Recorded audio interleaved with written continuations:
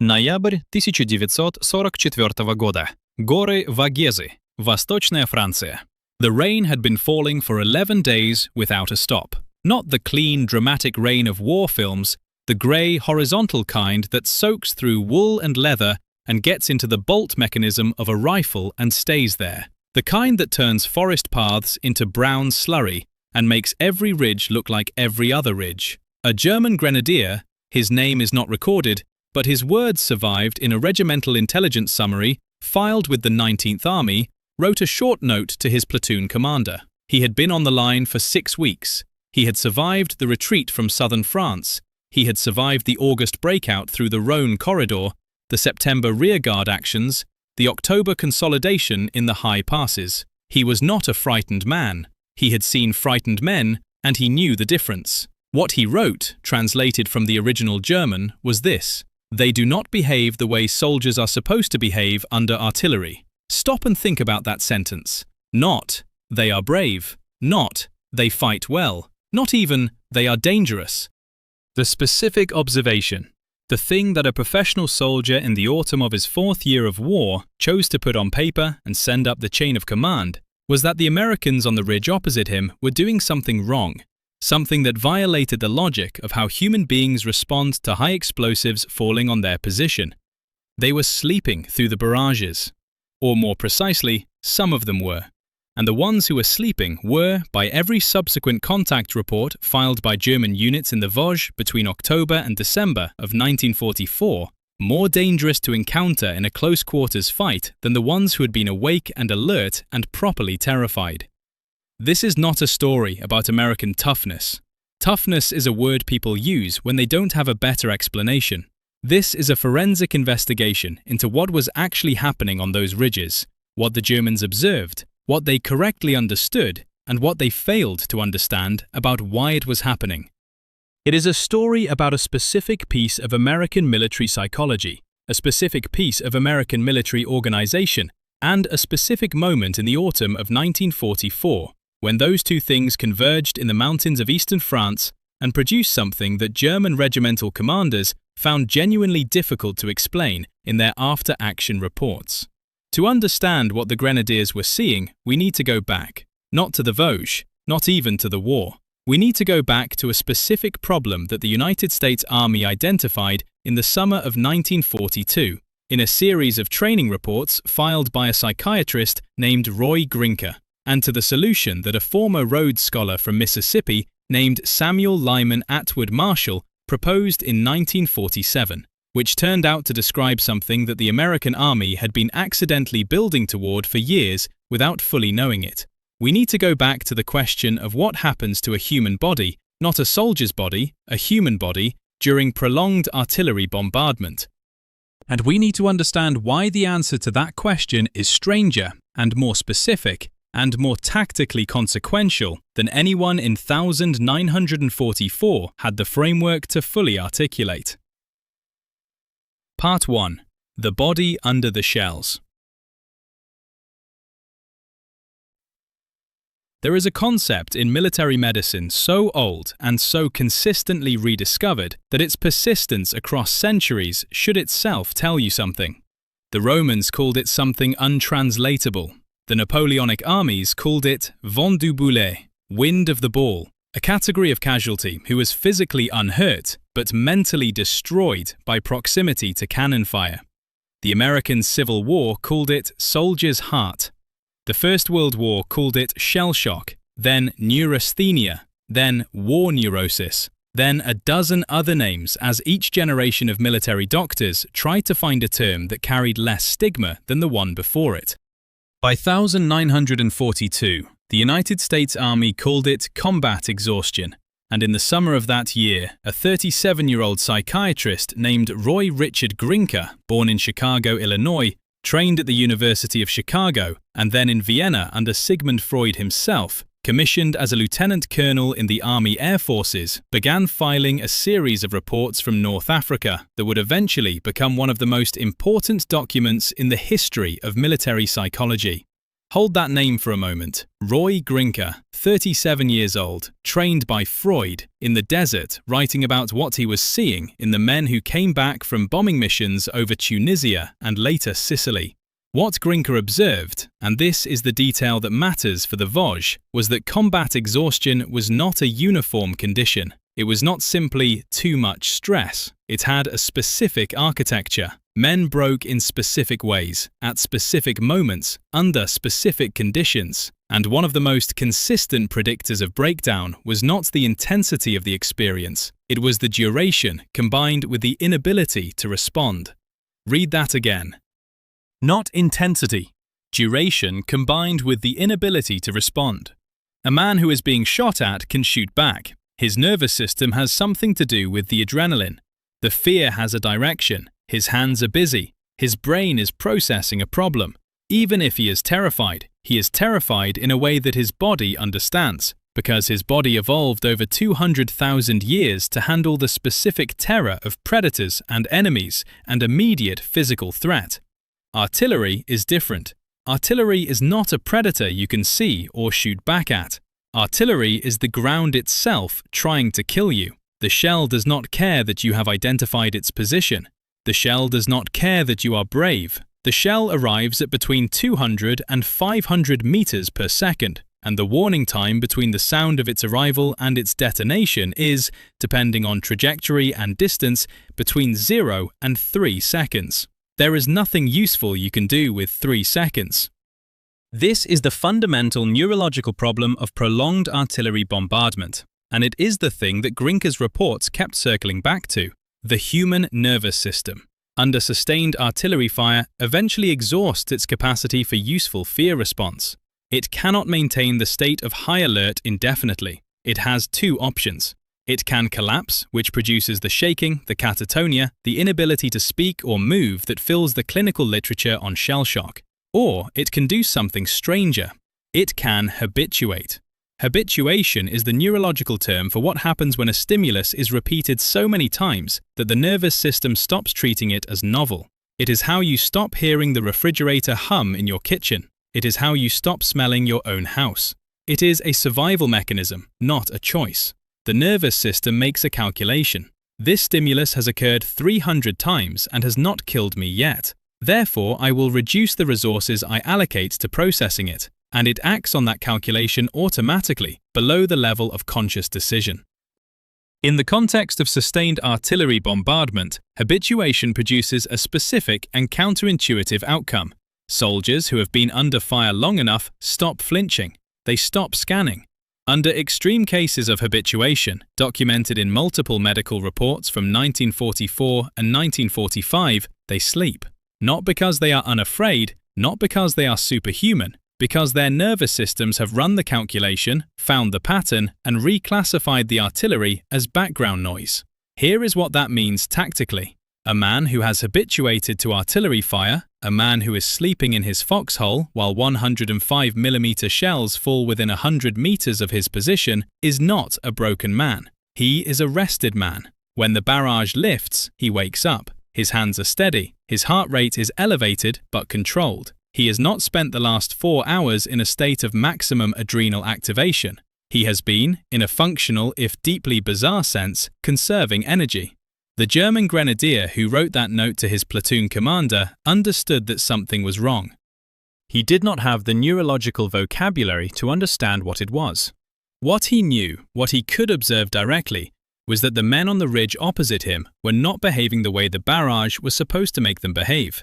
And in the autumn of 1944, in the Vosges, there was a specific reason why the American soldiers on those ridges had been under artillery fire long enough to habituate. That reason has a name, it has a structure, and it begins with a decision made not by a general, but by a sergeant. Meet Staff Sergeant Clarence Lovelady, 26 years old, from Macon, Georgia. Before the war, he had worked as a shift supervisor at a textile mill on the Ocmulgee River, a job that required him to keep track of dozens of moving parts simultaneously and to make quick decisions about which problems needed immediate attention and which could be managed by routine.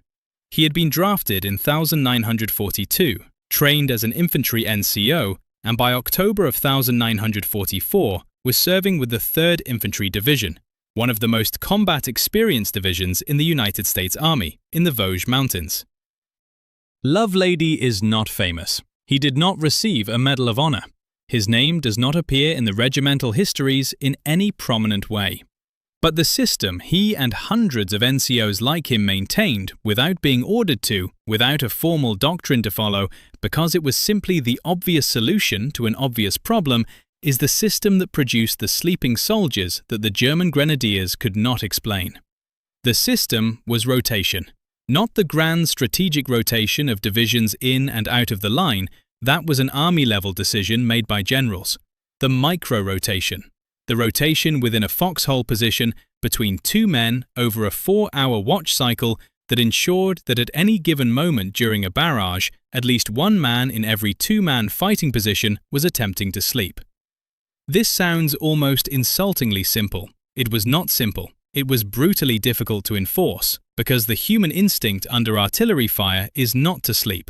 The human instinct is to be awake, to be vigilant, to know what is happening. Every medical report from the Vosges campaign notes the same thing. Soldiers had to be ordered to sleep. They resisted it. They argued that they needed to be ready. They sat bolt upright in their holes, staring at nothing, while their partner tried to sleep, and the shells fell, and the rain came down. The NCOs who enforced the rotation, men like Lovelady, enforced it with the same calm authority they used to enforce every other element of field discipline. You will sleep. That is an order. Close your eyes. The other man is watching. You will sleep for 4 hours, and then you will watch, and he will sleep. This is how it works. This is how it has always worked. The soldiers who accepted this order, who submitted to the counterintuitive discipline of sleeping under fire, were the soldiers who woke up rested when the barrage lifted. They were the soldiers who could move quickly, shoot accurately, and think clearly in the close quarters fighting that followed a German probe or a German counterattack. Those who refused, who sat awake for 12, 16, 20 hours of continuous bombardment, stumbled out of their holes trembling and slow and unable to process information fast enough to stay alive. This is what the German regimental intelligence summaries were observing in October and November of 1944. Not American toughness, not American indifference to danger. A system, a specific, enforced, brutally counterintuitive system of managed rest that had been developed not by army doctrine, but by the accumulated practical wisdom of American infantry NCOs who had been learning from their mistakes since North Africa. But there was a second element to what the Germans were seeing, and this second element is stranger than the first, and more specific, and it requires us to understand something about the Vosges campaign that most accounts of the autumn of 1944 get wrong. Part 2. The mountains, the mud, and the mathematics of attrition. The Vosges Mountains are not dramatic in the way that the Alps are dramatic. They do not have the sheer faces and the glaciers and the passes that close in October. What they have is depth. Ridge behind ridge behind ridge, each one covered in dense spruce forest, each one separated from the next by a valley that runs north to south and is just wide enough to be impassable by armor without engineer support. The highest point, the Grand Ballon, reaches only 1,424 meters above sea level. But the terrain's tactical difficulty is not about altitude, it is about the way the forest and the ridges interact. In the Vosges, in October 944, visibility in the forest was between 15 and 30 meters. Artillery spotting from the ground was nearly impossible. Air observation was blocked by cloud cover for an average of 19 days out of every 30 during the autumn months. The roads, and there were very few of them, could support vehicle traffic only in dry conditions, and there had been no dry conditions since mid-September. Hold that in your head. 15 to 30 meters of visibility, 19 cloudy days per month, no vehicle-capable roads. Now consider what this meant for both sides. For the Germans, specifically for the 19th Army, commanded by General Friedrich Wieser, which had retreated from southern France and taken up defensive positions in the Vosges, it meant that their greatest tactical advantage, the ability to call down concentrated artillery fire on identified targets, was severely degraded. You cannot mass artillery fire on a target you cannot see. You cannot coordinate a combined arms defense when your observation posts can see 15 meters into the forest. What the 19th Army could do was harass. Random interval fire on known American positions. Registered concentrations on the trail intersections and the few roads. Interdiction fire on the valley floors. Not killing fire, harassment fire. Fire designed not to destroy the Americans, but to keep them awake, keep them stressed, keep them unable to rest and reorganize between contacts.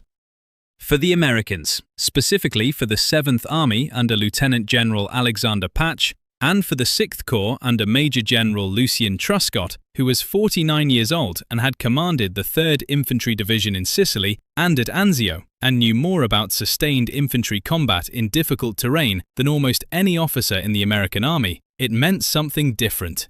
It meant that the Vosges was going to be an infantryman's fight, not a tank fight, not an artillery fight, not an air power fight. A fight decided by small units, in close terrain, over short distances, in conditions that degraded every American technological advantage and reduced the contest to the oldest equation in warfare: which side's infantry could sustain effective combat power longer.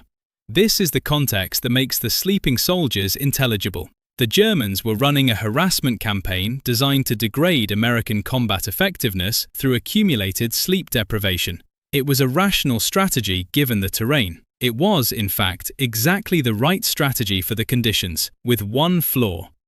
The flaw was that the Americans had already solved the problem the Germans were trying to create. Not all of them, not uniformly, not as a matter of official doctrine, but enough of them, in enough units, consistently enough, that when German infantry probed American positions after a 4-hour barrage, they were encountering men who had slept through part of that barrage and were, by the brutal arithmetic of combat readiness, in better condition than the Germans expected. Let's be specific about the mathematics. A sustained artillery barrage, the kind the 19th Army was running against American positions in the Vosges, typically between 45 minutes and 3 hours in duration, produces a specific physiological profile in men who remain awake throughout it. After the first 30 minutes, blood pressure is elevated and sustained. Cortisol levels peak at approximately 45 minutes. After 90 minutes of sustained high alert state, fine motor control begins to degrade. After 3 hours, reaction time increases measurably. After 6 hours of sleep deprivation, compounded by sustained stress response, decision-making speed drops by approximately 20%. 20%. In a forest fight at 15 meters visibility, where the difference between identifying a target and being identified is often a matter of 2 or 3 seconds, 20% slower decision-making is not a performance deficit. It is a death sentence. The men who had been sleeping, who had submitted to the NCO's order, who had closed their eyes and let their nervous systems habituate, woke up with none of that degradation. They were not peak performance athletes. They were cold, wet, hungry men in muddy foxholes. But their decision-making speed had not been eroded by 6 hours of sustained cortisol. Their hands were steadier. Their eyes were faster. In the 15 to 30 meter visibility of the Vosges forest, that was enough. Meet Second Lieutenant Harold Fine, 23 years old, from Newark, New Jersey. Before the war, he had been a pre-law student at Rutgers University, working part-time at his father's hardware store on Broad Street. He had been commissioned through Officer Candidate School at Fort Benning and was serving as a platoon leader in the 36th Infantry Division, the Texas National Guard division that had been through the brutal fighting at the Rapido River crossing in Italy and was now in the Vosges, learning a different kind of difficult.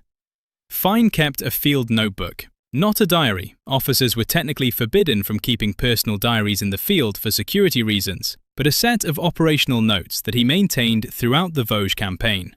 Those notes eventually found their way into the collection of the 36th Division's records, and they contain a passage that is worth reading carefully. The entry is dated the 14th of November, 1944. Fine writes, "The men who slept during the night barrage were ready at first light. The men who sat up all night watching were the ones I had to pull back. They could not tell me clearly where the sounds were coming from. G, a sergeant in his platoon, name redacted in the archive, had to be almost carried to the aid station. He had been awake for over 30 hours. G was not a coward." Fine makes this explicit 2 sentences later. "He is one of the best I have, he will be back, but he could not fight this morning." Stop and think about that. One of the best soldiers in the platoon, incapacitated not by a wound, not by fear, but by the accumulated physiological effect of staying awake and alert through the night barrage. And the soldiers who had slept, who had done the counterintuitive, almost offensive thing of closing their eyes while the shells fell, were the ones standing at their positions at first light, ready. This is what the German grenadier had observed and could not explain. He had seen it from the other side of the ridge. He knew something was wrong. He put it on paper. And the thing he put on paper, that they do not behave the way soldiers are supposed to behave under artillery, was, in its precise and puzzled way, one of the most accurate tactical observations of the Vosges campaign. But there is a third element to this story, and it is the one that the German regimental commanders found most disturbing. It is not about sleep. It is about what happens in the moments immediately after the barrage lifts, when German infantry moves out of their own positions toward the American line. Part 3. The 30-second window. There is a moment in an infantry assault that every experienced soldier understands and no training manual fully captures. It is the moment immediately after the supporting artillery lifts, the moment when the attackers begin to move and the defenders, if the artillery has done its job, are supposed to be still dazed, still pressing themselves against the bottom of their holes, still processing the transition from the noise and concussion of bombardment to the sudden and almost surreal quiet that precedes an infantry advance. That window, the window between the last shell and the moment when a defender is fully functional again, is what artillery preparation is designed to exploit. It is the reason armies have been using artillery to soften positions before assaults since the Napoleonic era. The shells do not need to kill everyone. They need to create enough confusion and physiological degradation that the attacking infantry can cover the ground between their start line and the defender's position before the defender is ready to fight effectively. In the textbook version, the version that the German army had used successfully in Poland, France, Yugoslavia, Greece, and the early phase of the Eastern Front, that window was between 30 seconds and 2 minutes. 30 seconds of dazed immobility was enough for a squad to cross 50 meters of open ground. 2 minutes was enough to cross 150 meters of broken terrain. In the Vosges, in October and November of 1944, the window was closing. Not to zero, the Germans were still finding it, still exploiting it in some sectors, still getting through in the first confused seconds after the barrage. But in the sectors where the American NCO rotation system had been most consistently enforced, the window was closing to something between 5 and 15 seconds. 5 seconds.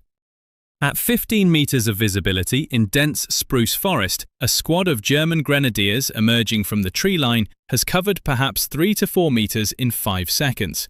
They are not in the American position yet, they are not even close, and the Americans are already up. The German after-action reports from this period have a specific vocabulary for this. The phrase that recurs in the 19th Army's 7th Corps reports, in the 198th Infantry Division's regimental summaries, in the 64th Corps intelligence assessments is "zu schnell wieder kampfbereit", too quickly combat ready again, too quickly combat ready again. A professional military assessment of a tactical problem produces a different verdict from a cultural one. The barrage is supposed to produce a window. The window is supposed to be exploitable. That window is not there. Or rather, it is there for the Americans who stayed awake and not there for the Americans who slept. Because here is the counterintuitive reversal that the German reports were documenting without fully understanding.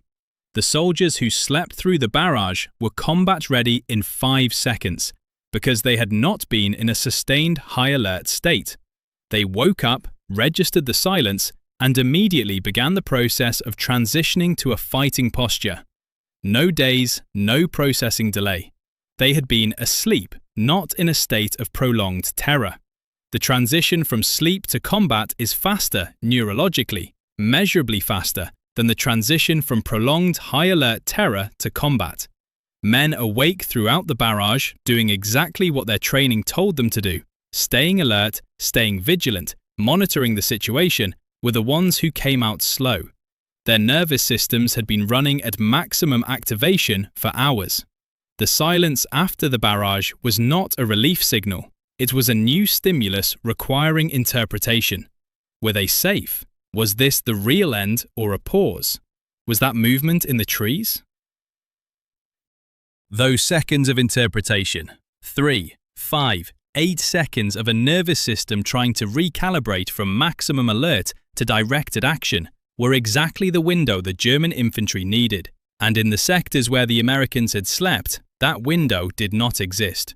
The intelligence officer who compiled the 19th Army's assessment for the period of the 1st to the 15th of November 1944, his name was Hauptmann Werner Bruggemann, and he had been with the 19th Army since its formation in southern France, wrote a summary paragraph that was flagged by his corps commander and forwarded to Army Group G headquarters. The relevant section, translated, "Enemy infantry in the northern sector demonstrates an unusual recovery time after artillery preparation. Units which should require 3 to 5 minutes to reorganize and man their positions are observed to be in position and engaging within 30 to 45 seconds. This has been consistent across multiple contacts and cannot be attributed to individual unit quality. It suggests a systemic practice." A systemic practice. Bruggemann was right. It was systemic.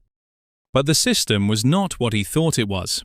He assumed, his report makes this clear in the following paragraph, that the Americans had developed a new type of deep bunker system that was providing better protection from the barrage and therefore reducing the physical effects of the bombardment.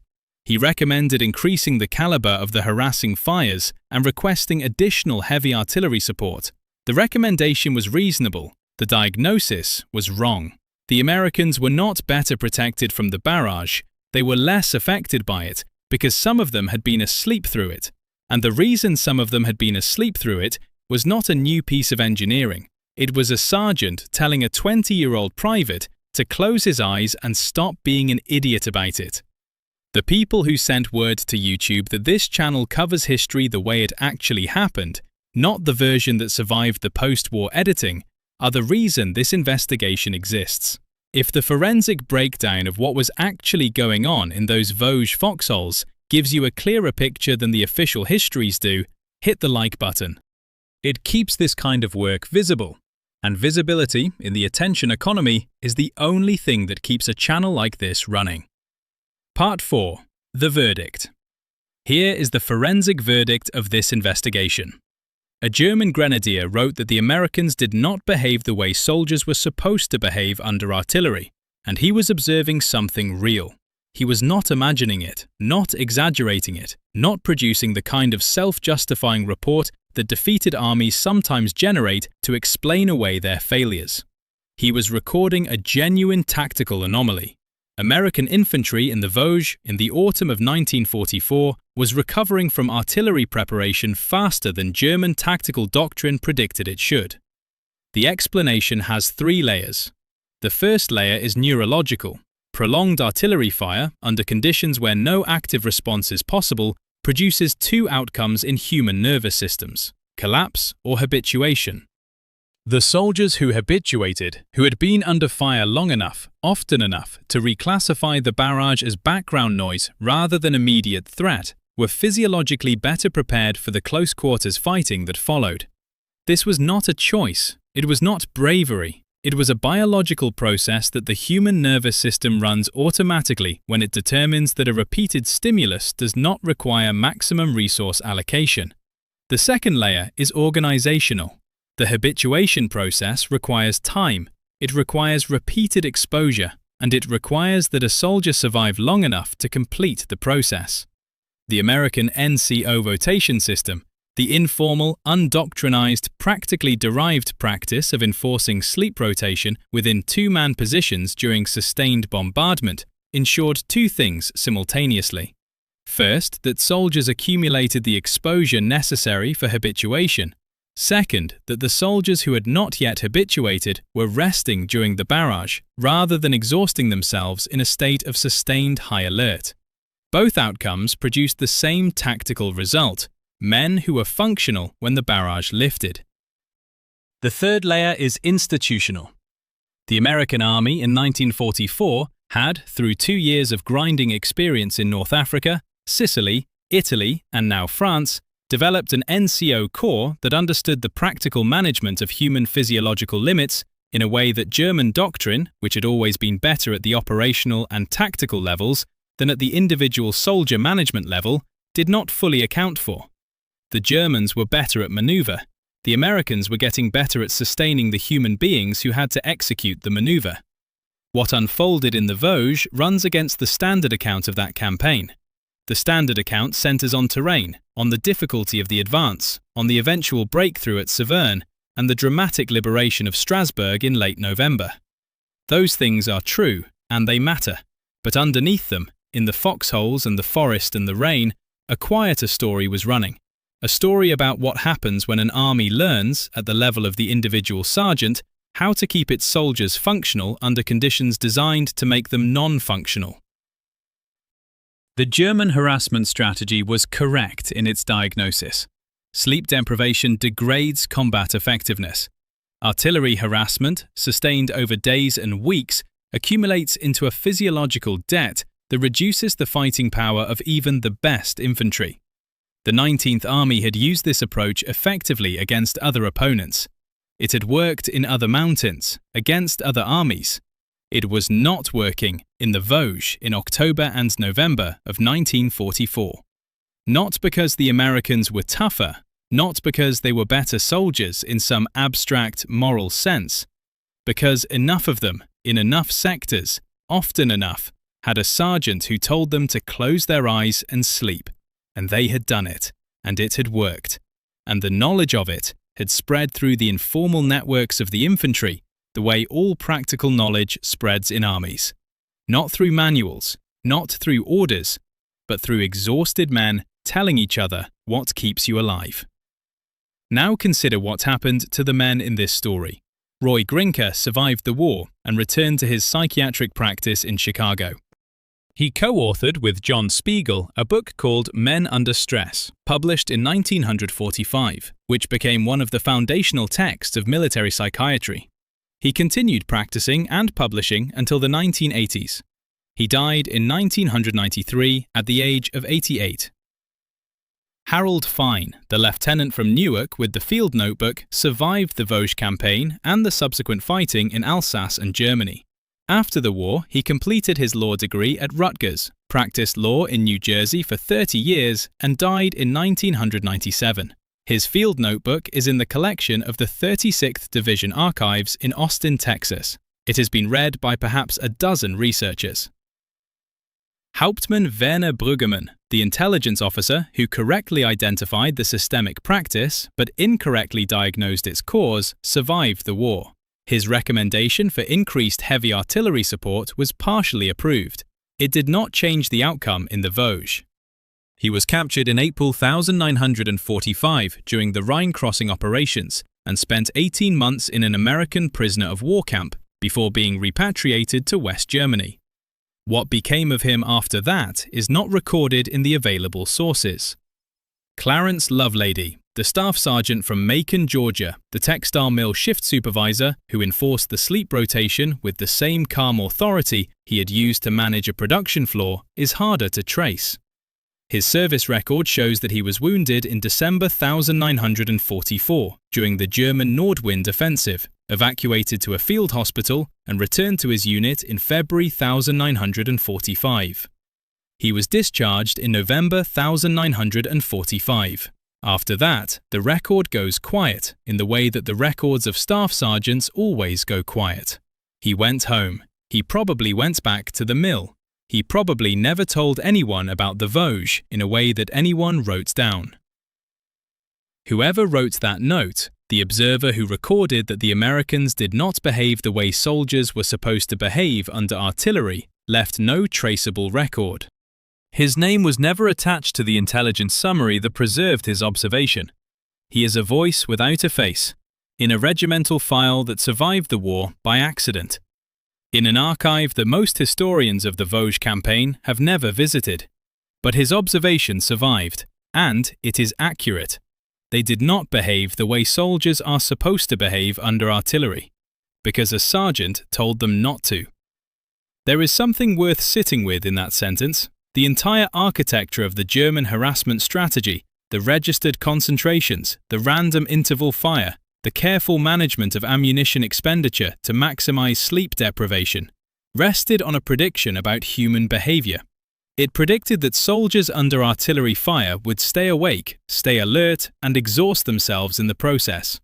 The prediction was correct about what soldiers naturally do. What it failed to account for was the possibility that someone would tell them not to do the natural thing. That someone with authority and experience and the specific practical wisdom of a man who had been managing human beings under pressure since before the war would look at a private sitting, bolt upright in a muddy hole, staring at the dark, and say, "That is exactly wrong, and you will stop doing it, and here is why."